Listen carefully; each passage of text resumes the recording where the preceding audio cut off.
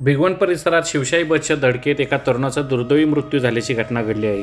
ही घटना गुरुवारी 25 डिसेंबर रोजी रात्री 10:30 वाजण्याच्या सुमारास भिगवण गावच्या हद्दीत हॉटेल सागरच्या समोर घडली आहे। रस्ता ओलांडत असताना पुणे सोलापूर महामार्गावरून पुण्याकडून सोलापूरच्या दिशेने जाणाऱ्या शिवशाही एसटी बसने तरुणाला जोरदार धडक दिली।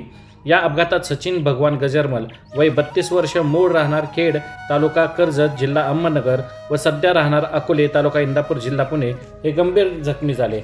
अपघातानंतर आपुलकीची जागा ॲम्ब्युलन्स सर्व्हिसचे मालक केतन वाघ यांनी त्यांच्या ॲम्ब्युलन्समधून तसेच स्थानिक नागरिकांच्या मदतीने जखमी सचिन गजरमल यांना तातडीने भिगवण येथील आयसीयूमध्ये दाखल केले।